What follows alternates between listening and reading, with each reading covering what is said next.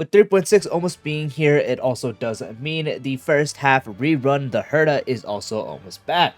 In this video, I'm taking you over everything you do need to know in order to properly build and where to use her on, including an overview on her kit, best Lightcones to use, best relic sets and ornaments, relic stats you want to run, and also team building ideas. Starting it off with the overview on her kit, her basic attack deals ice damage equal to her attack to a designated enemy. Her skill deals ice damage based off her attack to a designated enemy and also inflicts a stack of interpretation, and also deals ice damage equal to 70% of her attack to the targets hit by this instance of skill and respective targets, and can repeat 2 times. Her ultimate rearranges the number of interpretation stacks on enemies and prioritizes the transfer to elite level targets or above, then will deal ice damage based off her attack to all enemies. Using ultimate increases the Herta's attack by 80% for 3 turns. And when you do use her ultimate, the Herta herself gains an extra turn and gains a stack of inspiration. Inspiration stacks up to 4 times, and when you have inspiration, it will enhance your skill to now using Hear Me Out. Her talent inflicts interpretation stacks on enemies entering battle, applying 25 stacks of interpretation at the start of each wave. That also prioritizes elite level targets and above. When the enhanced skill's primary target has interpretation, the multiplier for the damage dealt increases, with each stack granting an increase of 8%/4% on the primary target/other targets respectively. If 2 or more characters follow the path of erudition on the team, each stack will grant an additional increase of 8%/4% on the primary target/other targets respectively. Interpretation stacks up to 42 times. When using enhanced skill, it resets the number of interpretation stacks on the primary target to 1. After enemy targets leave the field or get killed by any unit, interpretation will then be transferred. That also prioritizes elite level targets and above. As her ultimate did mention, it enhances her skill to the Hear Me Out, which will change from going from Big Brain Energy to Hear Me Out. Hear Me Out consumes a stack of inspiration, deals ice damage based off her attack to a designated enemy, and also inflicts a stack of interpretation, deals ice damage equal to her attack to the targets hit by this instance of skill and respective adjusted targets, repeating 2 times, and at the very end it deals ice damage equal to 40% of her attack to all enemies. Her technique lets Herta gain a 60% increase to attack at the start of the next battle for the first 2 turns. It also can mark up to 3 basic treasure locations in the overworld map, and when you enter Simulated or Divergent Universe, at the start of each wave, it deals true damage to the targets that are lower level than Elite, doing 99% of their max HP, and deals true damage to the Elite level targets and above to an amount equal to 30% of their max HP. Herta's A2 gives her a stack of Answer for every interpretation stack you inflict on an enemy. Answer has a maximum of 99 stacks, and each answer stack will increase the ultimate instance damage multiplier by 1%. Her A4 lets the Herta increase your entire team's crit damage by 80% if you do have 2 or more erudition characters on the team, including Herta herself. And her trace, that is her A6, will count at least 3 targets when calculating the number of targets hit. After attacking, you apply an interpretation stat to the target that has the highest existing interpretation stacks among the hit targets, and if the attacker that inflicted it is erudition, it will additionally apply an extra 2 interpretation stacks. Enter A6 for when allied targets attack, it will inflict a stack of interpretation on enemy targets hit. For every 1 target hit, the Herta will regenerate 3 fixed energy, counting up to a maximum of 5 targets. When you use her enhanced skill, if the primary target's interpretation stack reaches 42, increases the ice damage dealt by the Herta by 50% until the end of the attack. Moving on to her Eidolons, her E1 for when she does use her enhanced skill, it calculates the number of interpretation stacks and additionally counts 50% of the number of interpretation stacks on the 1 target with the most stacks. And when you reset using the enhanced skill, its stack number is reset to 15 instead. So instead of 0, you have 15. Her E2 will additionally give the Herta a stack of inspiration when using ultimate, and when you use her enhanced skill, the Herta's next action is advanced by 35%. Her E4 increases the speed of erudition characters in the team by 12%. And her E6 increases her Ice Res Pen by 20%. When the number of the enemies on the field is currently 3 or more /2/1, ultimate damage multiplier increases by 140/250/400% respectively. When taking a look at what Lightcones to use for the Herta, her best thought is of course her own signature Lightcone, which does increase the wearer's crit rate by 12%. When the wearer uses their ultimate, increases the wearer's skill and ultimate damage by 60% for 3 turns. And if you consume 140 energy within that ultimate, it will recover a skill point. The crit rate stick for 12% is very nice since the Herta wants to get to as close as 100% crit rate in battle as possible, and this does help a lot when building her. And her main playstyle is getting your ult and then using the ult to get the inspiration stack to using Hear Me Out for the enhanced skill. So with this Lightcone, that enhanced skill is going to do an additional amount of increased damage with a 60% increase. And if you can get another ultimate within the 3 turns, which in most cases you will have a permanent loop on this, which is going to increase the ultimate damage you do deal and also your skill damage you deal as well. So a big increase to her skill damage, which is her main source of damage, and also her ultimate, which also hits hard. The Herta also has a massive 220 energy requirement, so the 140 energy is not a problem. So every time you do use her ultimate, you will also get a skill point back, which is really good because her teams do struggle with skill points. So on a SP negative character on an SP negative team, usually this is very helpful, making it her far and none best in slot. The next best option would be Today is Another Peaceful Day, which will increase the wearer's damage based off their max energy, and each point of energy increases damage by 0.2%, and a maximum of 160 energy is taken into account. S5 does make it a 0.4%, and as I mentioned previously, 220 is Herta's energy requirement, so she will fully max this out. So when you do have an S5, it is a free increase to all her sources of damage, her skill damage, her ultimate damage, and even her basic attack if you have to use it at times. Unfortunately, it doesn't provide anything like crit, but it is still extremely strong, making it her next best option to use when you don't have her signature.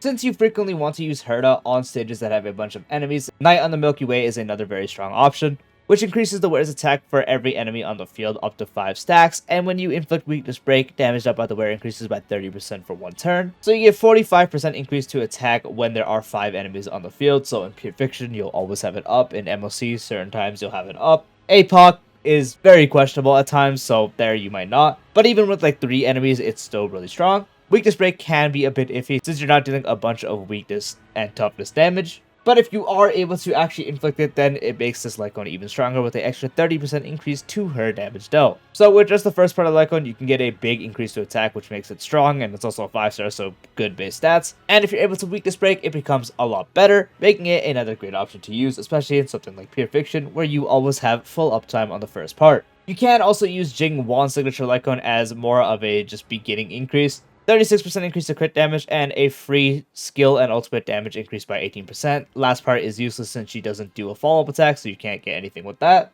So 36% increase to crit damage is going to be good, so anytime she crits, she does more damage. It would have been better if it's crit rate, but it's fine. And now your skill and ultimate, including your enhanced skill, will just do more damage as you're getting a free 18% increase to skill and ult damage. So it's just nice generic increase, 36% increase to crit damage, and 18% increase to skill and ultimate. Genius's Repose is another option you can use, which gives 16% attack and 24% crit damage when defeating an enemy for 3 turns. S5 makes it a 32% increase to attack and a 48% increase to crit damage. As she's an attack scaler, big increase to attack is going to be nice, and 48% crit damage is a lot. Defeating an enemy, especially one of the smaller enemies on the side, is no problem for the Herta as she does a bunch of damage, so it's relatively easy to have full uptime on the crit damage buff, which makes this Lightcone another really good option.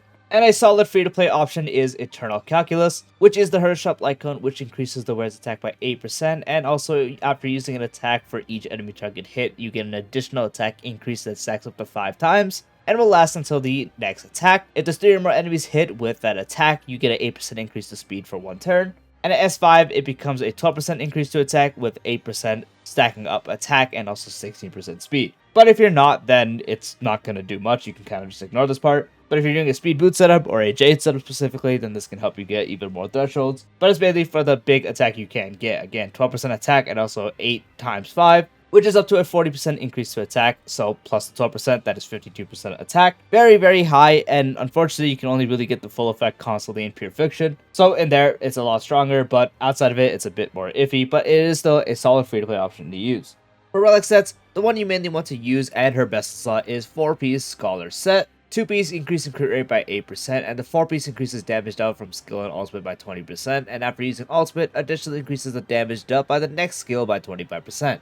Crit rate is very important. As I mentioned, you want to get to as close as 100% as possible, so this helps significantly when building. And the 4-piece is a free 20% increase to her main source of damage being skill, and also a free 20% damage increase to her ultimate, which is also a big source of damage. And in her base kit, when she uses her ultimate, she advances her action and just gets another turn. So you use the ultimate, you get another turn, and you use the enhanced skill. And now once you do that, the next enhanced skill, and that enhanced skill you're using right away, is going to get an additional 25% increase in damage overall. So you very much utilize this set perfectly and is the best for her own damage, and again makes it easier to build her at the same time. That's really the only 4-piece you want to use. I would mention the 4-piece Hunter set, but it's just not worth it. You're better off just getting a better build with the 2-piece. So 2 pieces would be like 2-piece Scholar and 2-piece Hunter for the ice damage. Or you can do 2-piece Scholar with 2-piece Wave Strider for the crit damage it does provide. Or 2-piece of one of the ones mentioned and 2-piece attack percents. So the Wind Soaring set, the Hero set, Prisoner set, and also Musketeers. So it's really just running 4-piece Scholar or just doing 2-piece. 4-piece Scholar is obviously going to be best. And if not that, then do one of the combinations I did mention. There is one more 4-piece you can use, which is extremely situational, and that is 4-piece Poet set. 2-piece is useless, she doesn't do quantum damage. 4-piece decreases the wearer's speed by 8%, and before entering battle if the wearer's speed is lower than 110/95,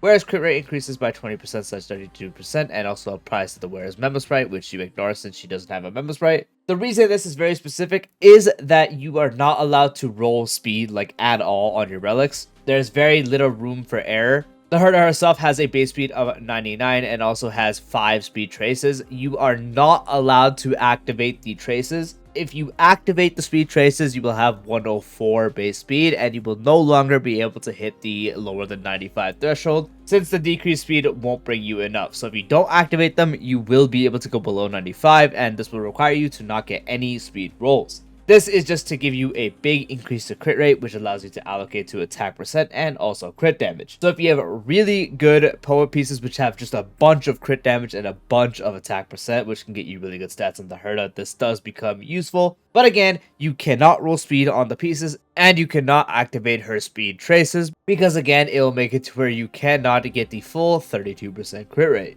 For Planet Ornaments, there's really only 2 sets that you mainly want to go for. This does depend on person to person. Most people can benefit mostly from Yzma, which provides 12% attack increase and 12% crit rate when someone on the team follows the same path as the wearer, and you will always pair her with one other erudition character, so it's free 12% attack and 12% crit rate. This helps a lot to get closer to 100%, so that's why it's really good. It, however, can get beaten out. Let's say you have a nearly identical build and run her on Relic instead. 8% crit rate and also a 20% increase to basic attack and skill damage. Amplifying her main source of damage being skill, the 70% crit rate requirement should not even be a problem.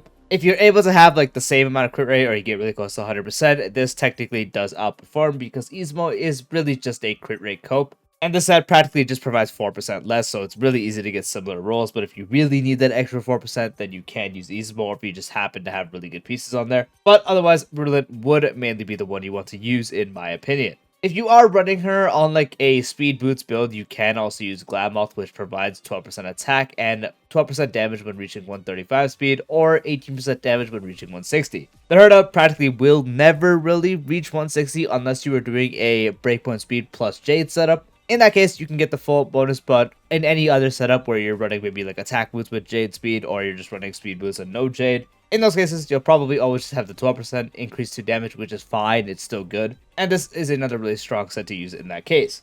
The main stats are as followed.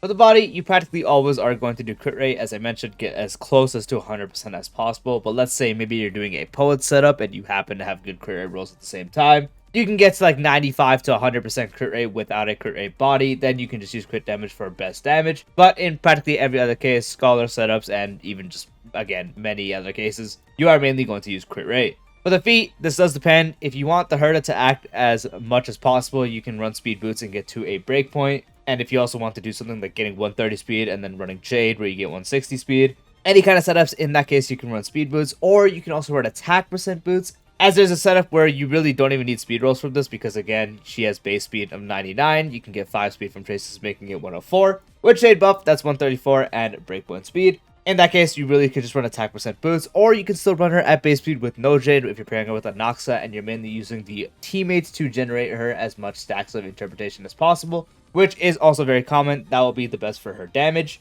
But if you do want her to act, then you can run speed boots. Otherwise, attack percent boots. Both can work just as good as each other.